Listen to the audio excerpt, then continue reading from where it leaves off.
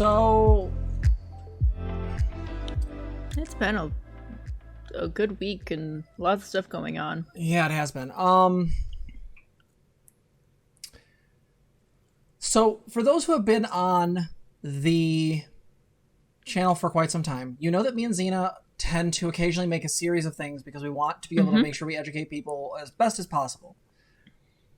And one of the things that's really important is that when we do that, we want to make sure that these things are sort of organized properly so you can find them. For example, there is the Distorted Thinking series, which is all about distortions in our thinking that can lead us to either being stuck more in our pathology, or they can lead us to really unhealthy positions, or lots of things. Everything from slippery slopes to black and white thinking. I highly recommend people go back to that series. That series always deserves more love because we had some amazing conversations. Forgive the audio, it's old. Absolutely. We got the Umbrella series as well. The Umbrella series just had a new edition. Part 11 came out. We talked about the idea of why we're not gender abolitionists, why we dislike the concept, and why specifically we tend to believe more in the idea of gender as both a social construct and emergent self-schema. That is, these are two things that intersect. It is a Venn diagram. Yes. So one of the things we're working on right now is, we finished the Integral series, and that was hit or miss. A lot of people struggle with that one. Holy shit. But we're currently doing the Zen series. And so the Zen series is going to go as long as it does. But what we're probably going to have happen is we're going into another series. This is something Zena and I feel really passionate about. Yeah. And we wanted to kind of give it an overview in this video and also kind of do an intro to it, explaining like what we're... kind of where we're going and where we're coming from, right? Yeah. So one of the things we've been arguing a lot lately on our Discord is the idea that... There's quite a few ideas. That's true. But the big one we've been talking about is the difference between offense and harm. Yes. So I'm going to bring up recent phenomenon and kind of point out where our take was. If you haven't seen the video, go back and watch it. I'm not going to do the whole thing again. For those who remember this, Vosh went over this and talked about his, the whole J.K. Rowling thing, where he had made a ironic misogynist comment towards J.K. Rowling, which was heavily criticized in the online left. I won't go into the drama that followed that. I just want to talk about the misogyny.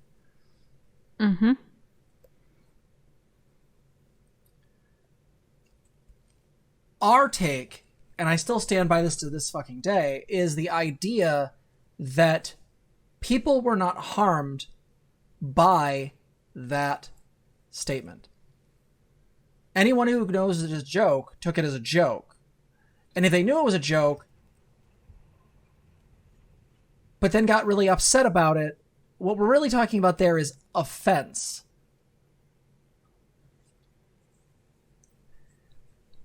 Now, we have to be careful with this dichotomy because this is something the right has tried to do as well, but often in bad faith.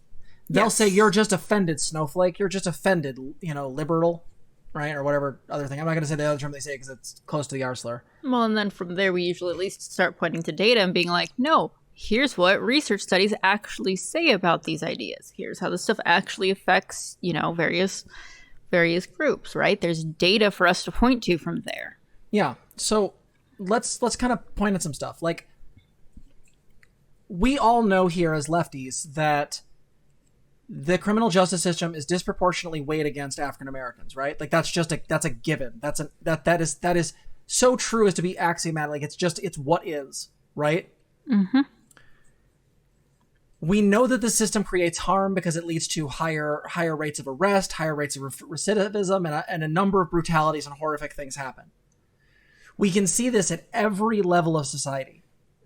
To me, this is one of the strongest ways to point out harm.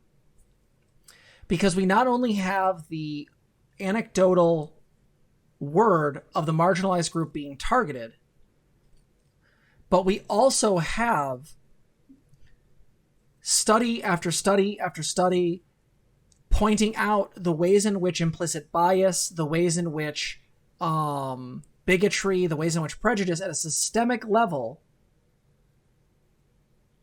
all work together from individual to individual to cause these types of harm. That isn't to say that individual bigotry and harm doesn't happen, but is to say that when we're really trying to differentiate these terms, we want to look at what the data says. We want to look at how things function, because there's a tendency on the left, and I'm going to say it, and no one's going to like it. Y'all motherfuckers call things harmful when they're not. I'll say that again for those in the cheap sheets who just showed up. The left has a bad habit of claiming things are harmful when they really mean offended. And we've abandoned the word offended because it's been used against us by conservatives. Good example of this is in ContraPoints' video canceling. She talks about the idea of, if I say something that hurts someone, that is, hurts their feelings or bothers them. She gives an example of being in a kink chat where they're talking about DDLG. You know. But basically, someone in chat loses their mind going, my abuser used DDLG on me, yada, yada. And they end up having to ban the person from chat. And then, Contra had to then follow up with them afterwards to check in with them. But at the time, there wasn't anything to be done. This person's screaming in chat, hey, I'm being harmed by this. When in reality, what it was is they were triggered. They were dealing with psychological issues. Yeah, and I think wasn't the story involved something like they did in fact ask this person to step away from the chat? Yeah, they asked them to step away because this was clearly bothering them. Mm-hmm. And so the issue is that in some ways, what we get from that is that, Contra said it really well. Was this person harmed? Yes, in the sense that they were offended, they were hurt, and they were triggered. But is she responsible for that? And I would argue, not really. There wasn't an intent, there wasn't a goal, there wasn't anything that created that. What I would say is this person came into a discussion about a very, very spicy topic, and rather than take care of themselves, escalated in behavior because they were upset, and then actions had to be taken to kind of, corral the situation. She goes on to say in that video that, if you say that I said something in a tweet was hurtful, you're going to have a stronger argument to claim why that's, morally a bad thing, because it stands to reason the larger your audience, the more likely someone is going to be bothered by something you said. So why are we bringing this up? Zena and I have been really bothered lately by this idea that people will name something offensive harmful, and they'll say this in a way because what it does is it strengthens their arguments. Yep. I'll say it. There are some fandoms, like fanfic, for example. There is some stuff in fanfic that I think is weird, possibly creepy. But is it harmful? I don't know. But a lot of people seem to get real big hard-ons about how bad it is and how terrible it is. And they bring nothing to the table on that other than just their moralizing and attacks. This is where we waste energy. This is where we waste time. You're allowed to be offended. The reason why the whole arguments against trans people being offended, we hurt your feelings, liberal snowflake, are bullshit, because often these were targeted against marginalized groups, women, trans people, people of color. Mm-hmm. Saying, oh, you're just being offended, when really what it was is a continuation of long-standing harm.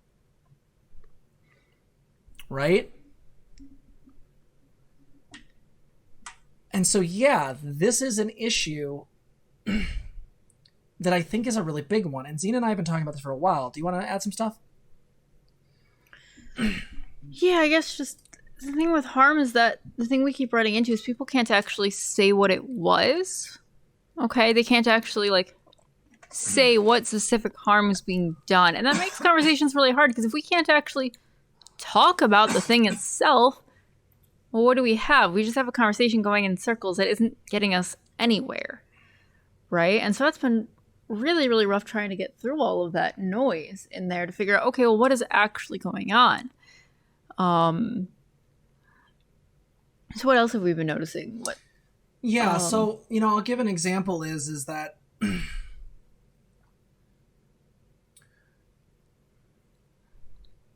one can argue, like, again, coming back to the example I gave at the beginning with the Vosh thing, is like, one can say that a lot of people were offended by that. But with Vosh being misogynistic, where was the harm? I would argue, and so would Zena, that there wasn't any. Who are we going to make more misogynistic or more mean? TERFs? They don't care about the misogyny. They're misogynistic towards trans women all of the time. And do they really care about trans women being misogynistic? No, because genuinely speaking, they're already believe we're misogynistic tropes. They think we're just LARPing women. The conservatives? They already hate women. They only give them give TERFs head pats because they do their job for them. The left condemned it. Libs condemned it. So if everyone's aware that ironic misogyny is ironic misogyny, where's the problem? And so we come back to these examples. One can argue that in other things, like tonight we talked with Beyond Safe Words, and we talked about the idea of, like, Hassan going off about how bad the Ukraine is and filled with Nazis it is, and how much Russia is just the right one in this thing. I'm obviously strawmanning his arguments, but I don't care. Go watch the video if you want more about it. Yeah. Beyond Safe Words knows this stuff way better than I do. Yep. But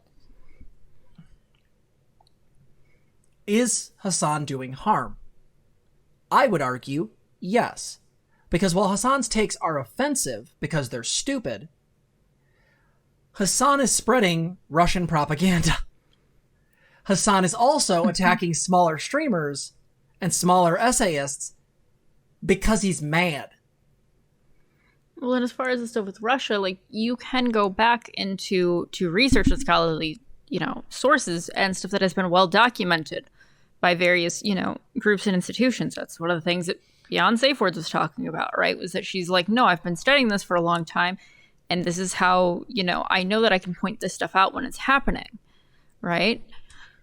So there is actual data behind having that taken, backing that. Yeah. And where we got really stuck with this, why this became such a big thing for us to focus on, was that in our Discord, in our Euclid level, we have a channel called Discourse, literally the name of these types of videos. And Discourse is literally set up to be a place where we have debates, but they're not like the debate, the Bloodsport debates that happen in other servers. We try to keep things very clear. You use I statements, you specifically give data. What we often find is that a lot of people are very reticent to do that because they'd rather make generalizations that feel very emotionally charged. I feel like it did harm. Okay, but show me on the doll where the harm happened. Right? And they'll circle around this. Whoever it is, this happened with a number of people where you would keep pushing, okay, but demonstrate the harm. And you'd get this hyper-theoretical, abstract idea of where the harm maybe kind of happened, but it was like very much white room scenario and based on a number of thousands of assumptions. It was always out of scale, right? It was always out of proportion. Like, Vosh is one person. We know that, right? Just one. A person with a big platform. A big platform and some tweets. Right. But things like normalizing misogyny isn't a thing that, like, one streamer is going to do, right? We know that there are umpteen different streamers on this platform. We all have different ideas.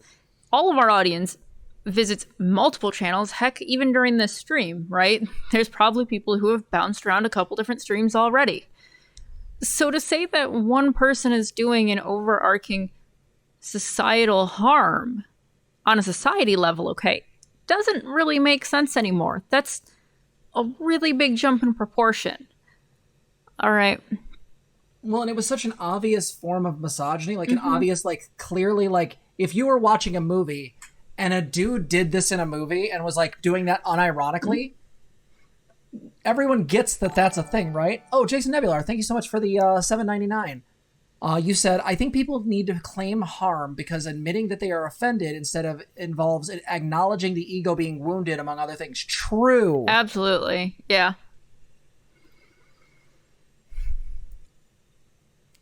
Like,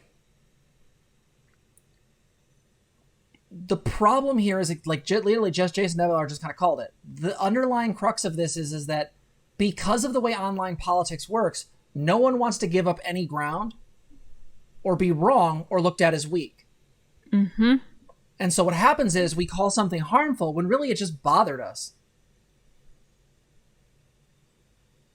Let me tell you how many times in these conversations, like, just arguing with people and being like, hey, I really think you're either, not hearing this, not understanding, not really engaging, turned into accusations of abuse afterwards.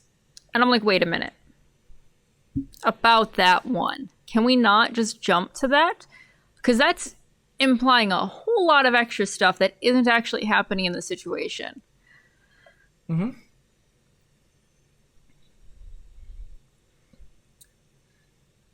The thing here is that we have people on the online left who do this really weird thing where not only are they doing the phenomenon we're talking about, but it goes the other direction too. We haven't talked about this a ton, but this is something I was thinking about today, is that people get really upset because something will be identified as just, ironic or the memes when really it was harmful. This happened recently with numerous people being attacked online due to, involvement of kiwi farms. Yeah. People decided to go after certain individuals, and of course, because they don't think, what ends up happening is that they end up enlisting the help of Nazis unintentionally, but then they make memes about it. They pretend it's fine. Look how playful it is. We're making memes. It's so good. When what it is they're just kind of, and I'm going to say this really, again, they're sort of doing the colloquial definition of gaslighting. Not gaslighting in the clinical sense, but gaslighting in the sense of, no, it wasn't harmful, I swear. I never actually punched you in the face. This is the problem. We have an issue on the online left that needs to be resolved, and that is, when are we offended, and can we own that? And when is there legitimate harm called? Mm-hmm. I would argue that a lot of the people that got on Vosh's shit on Twitter were being performative as fuck, and I'm calling out all y'all. ContraPoints, Kat, Black, Katie Montgomery. There was a lot of trans women that were just sort of being performatively angry because he was a useful punching bag for being a cis white guy. Yeah. The number of times where people have been in our chat going, but wait a minute, abuse happens to men too, right? Yeah, it does. And you know what? Guess what? A lot of responses seemed really out of proportion to what actually happened. Now, you can call that online abuse or not. I do in some cases. The Cat Black stuff, for example, we argued that. But with the others, I wouldn't go as far as that, but I would say that what they did was still performative at best. And that's the problem is that we pick and choose which harm we want to acknowledge because it's convenient. There's something, I'm not an anarchist. In fact, I don't really like anarchism as a whole, especially lately. But the thing here is that one of the things I do think that I take from that philosophy that I think is really useful is the idea that power should always be suspect. People who want power should always be looked at with suspicion. Because, and this is a big part, the people who want to claim everything is harm. Mixed Dizzy, I know. We've had conversations about it in DMs. I would argue that in a lot of cases, people will pick and choose based on when it is convenient for them to gain some level of power, whether it be social clout, observation of their accounts, or higher views. Attacking a random person accidentally as collateral damage because of some nonsense is fine because it's all just the memes. But Vosh makes one shitty comment to a billionaire woman who's a TERF, the queen of TERFs, literally the queen of TERFs, and we're defending this woman. We're unintentionally giving up ground on our arguments to her because we don't want to be looked at as bad and misogynistic. Fuck her. And she uses her own, version of feminism to fuck over trans women. Yeah. And this isn't simping for Vosh. Vosh says some dumb fucking shit. Often. But I'm going to call out where I see the problems, because in reality... Wait, what was that? So, from YouTube chat, Jay Michelle said, just watched Sophie's otherwise great video on conspiracies, and of course, there was some weird shit at the last about how every trans person hates and feels unsafe around Vosh. You're literally talking to two trans people who actively appreciate him and think he's a net good in the space. Absolutely. I heard about that mention, and it's fucking gross. I really wish people wouldn't lump me in with, fucking scaredy cats. Holy shit. Again, we've made 3 videos calling this motherfucker out, but can we not act like he's fucking monster? It's weird. And he's not. Here's the thing. Xenogender takes were rough at the start, but, this is came around. He did come around. This is somebody who keeps revisiting, keeps trying, keeps working at it, and keeps looking at something, right? This isn't the same as, somebody out in the world, some family member just writing you off and being a asshat of a person to you. No, he actually keeps trying. All right. And that's different. I know we don't usually experience that from people, but it does happen. Hey, Via Pam. And again, I don't want this to be a Vosh video. It's not. I just want to use that as an example because it's one of the most recent. Mm-hmm. We can talk about Hassan. We can talk about Demon Mama's investigation. We could talk about the recent video that was done by, what was that person's name? Oh, Rose Wrist.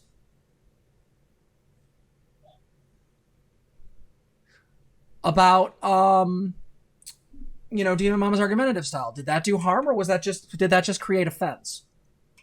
We can talk about the RGR drama. Did RGR do harm, or was it offense? 90% of it was offense. The only harm was really towards Doe. But other people? No, most of us were just offended. We were bothered by RGR because it was really shitty to see a trans woman lose her shit and make really dumb arguments. Mm-hmm.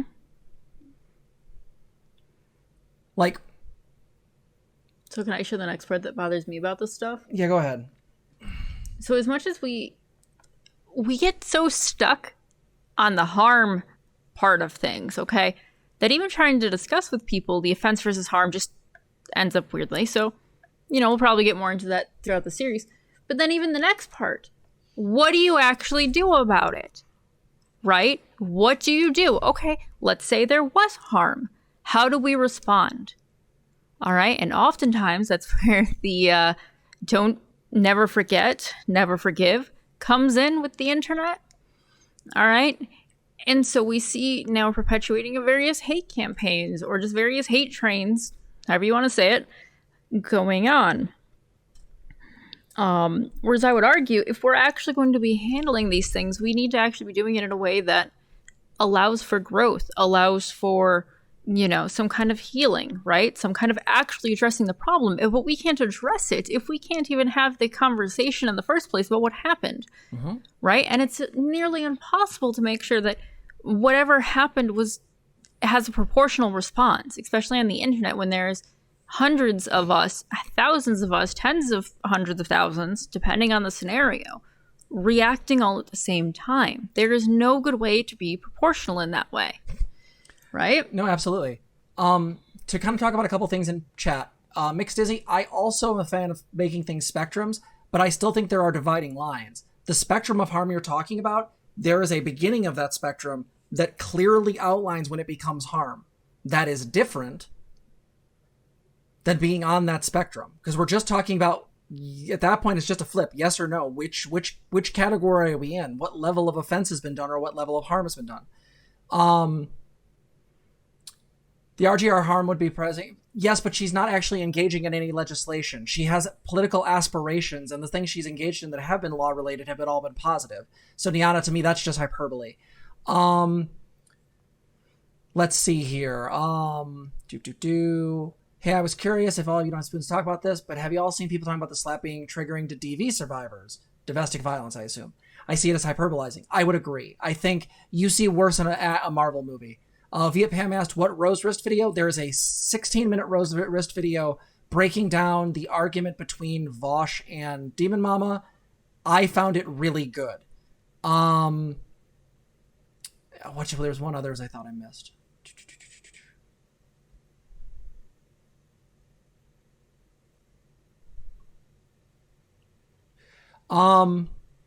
Yeah, I think that's all of it. So the online never forgives. It's really said, yeah, and we're the ones that kind of feel like we should be. Or at least Jess and I feel like that. I don't actually know if other people share that. Lately, it seems like we're kind of the only ones that do. I think the problem is that people don't ever really interrogate their goals. Yeah. Mm-hmm. This is something we talked about with a lot of different things. I won't go into the most specific one because it's going to activate KF. But the... Thanks, people who created that situation. But there is a way in which when somebody starts the project of determining whether something is harm or offense, we have to ask ourselves the question, to what degree are we biased? If you start that internal investigation of whether or not something is offense or harm, and that investigation starts with the premise of this person is bad, you have lost the plot. Because the problem being is that you can weaponize either side of that. Offense can be lied about and then weaponized as a way to, in some ways, minimize the harm done, which is what literally, like, Republicans do. That's literally the trick. Or you can state harm and maximize the amount of damage done because you're lying about this theoretical type of harm that's been created, which thus allows people to use that against you because then they can go into outrage and moralizing. Also, abusers say the same thing. Yeah, you're just being offended. Yeah, absolutely. Well, I mean, but you repeat yourself. There is a way in which these things are used by the online left. And I'm going to be real honest. There are people out there that are using these intentionally. Mm-hmm.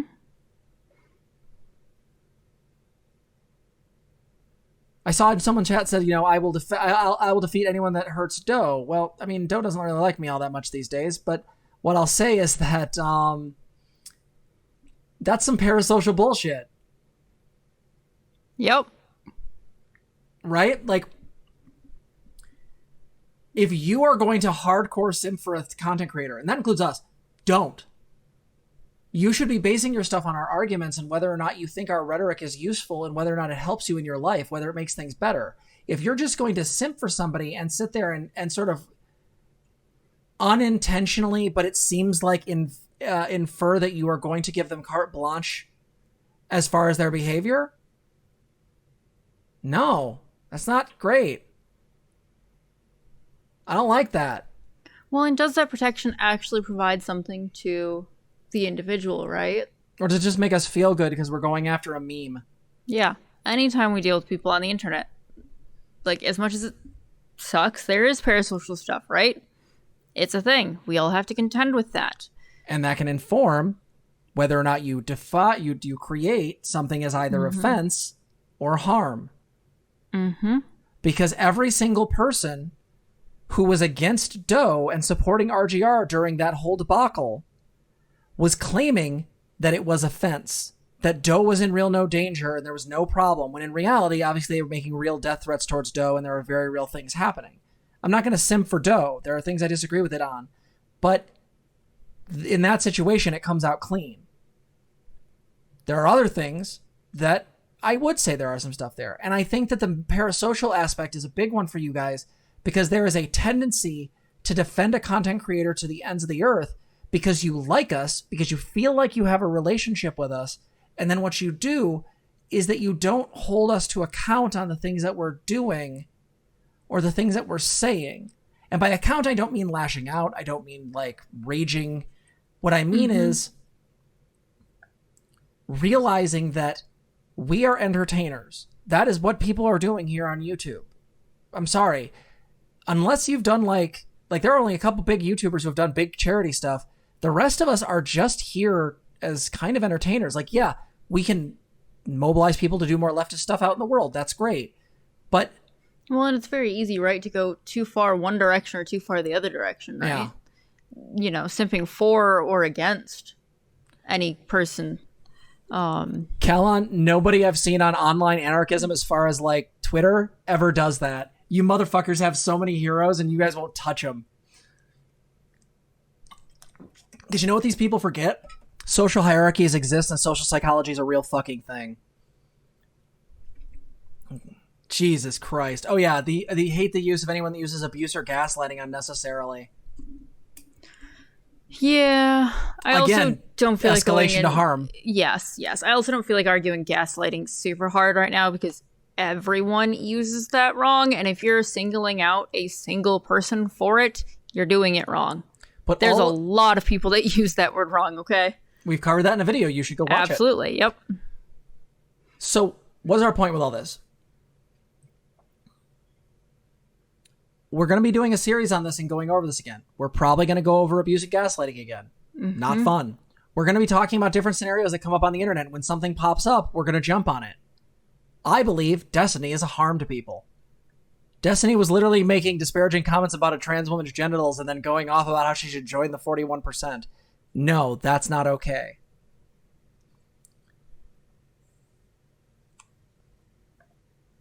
The harm that was done to Lindsay Ellis and forced her off of this godforsaken website. That was real harm. You attacked a bisexual woman and basically, from what I can tell, traumatized her. Good job. You did great. All the heroes of the past, all leftists that have come before to fight against dictators and fascists, they believe in you. You did so good, sweetie. So we're going to cover all of this. We're also probably going to talk about the ways in which Twitter feeds into this. Zena's been doing a lot of research on the way social media works, and when we have that stuff ready, we may bring that into it. Yep. The point is that offense and harm are not the same thing. We need to get good at differentiating. We're also going to have to get good at looking at parasocial relationships, not just in, okay, they're bad. We need way more than that, way more stuff in depth. So that way we can actually handle our shit on the left. God damn it, people. Yeah. So with that said, I think we're both of agreement. Yeah. With that said, I miss Lindsay Ellis too. Absolutely. I will go back and watch the Hercules video with you guys one of these days. We'll just do that for funsies. But until that day, we're doing this thing. This is the intro. This is the idea. What do you guys think? Tell us down in the comments. Tell us your thoughts. And, join the Patreon and, get a subscription. Out of that, we'll see you in the next one. Yep. If you like this video, please like, comment, and subscribe. Also, consider donating to us. You can support us on our website, transgirltherapist.org. You can also help us on our Patreon, link below, or you can become a member here on YouTube. Thank you so much for watching.